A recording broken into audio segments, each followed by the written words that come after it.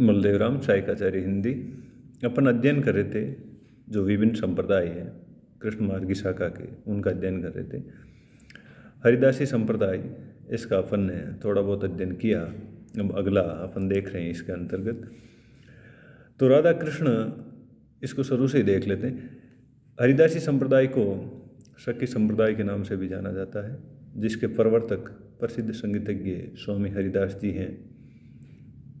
ये राधा कृष्ण की विहार लीलाओं का आनंद शक्ति भाव से प्राप्त किया करते थे, अतः इसे शक्ति संप्रदाय के नाम से जाना जाता है। हरिदास जी ने प्रेम को ही उपास्य बताया। उनका प्रेम सिद्धांत अपने युग की भक्ति भावना को नवीन दिशा देने वाला सिद्ध हुआ है।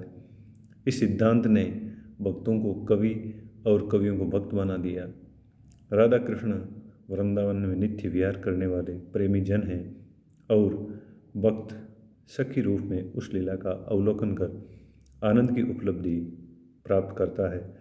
स्वामी हरिदास के पदों में ऐसी शैली है जिससे लगता है कि वे आंखों देखी घटना का वर्णन कर रहे हैं। हरिदास जी के दो प्रसिद्ध ग्रंथ हैं, सिद्धांत के पद और केलीमाल। केलीमाल में राधा कृष्ण की लीलाओं के रसपूर्ण चित्र अंकित हैं।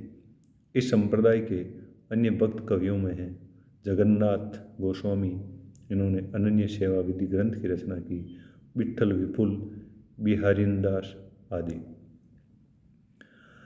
चैतन्य संप्रदाय, ये भी एक महत्वपूर्ण संप्रदाय है और इसको या इसके प्रवर्तक महाप्रभु चैतन्य, जो बंगाल के नवद्वीप नामक स्थान के निवासी थे, और इसमें जो भगवान श्री कृष्ण हैं उनका जो रूप है ब्रजेंद्र कुमार कृष्णवाड़ा है।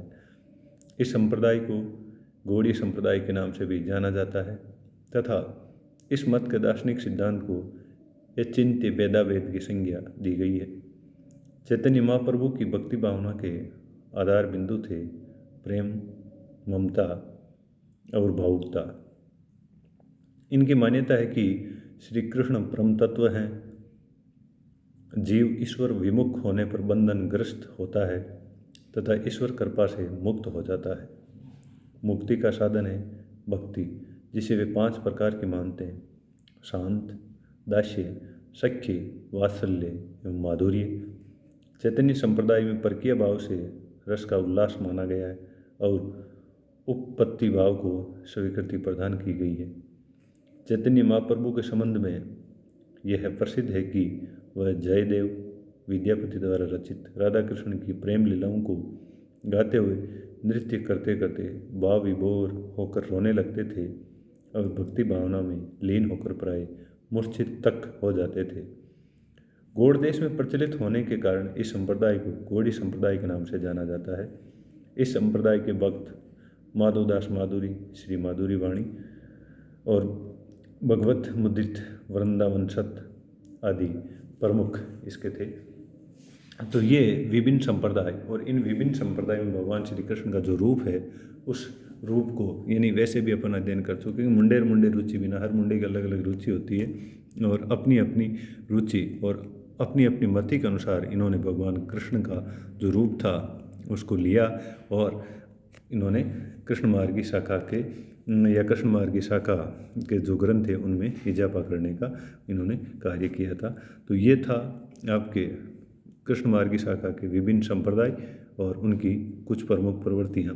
अब जो कृष्ण मार्ग की शाखा है उसकी प्रमुख विशेषताएं या प्रमुख प्रवृत्तियाँ और कृष्ण मार्ग की शाखा के प्रमुख जो कवि थे और उनका जो लिटरेचर था, उनका अध्ययन अगले अध्याय में अपन करेंगे। धन्यवाद।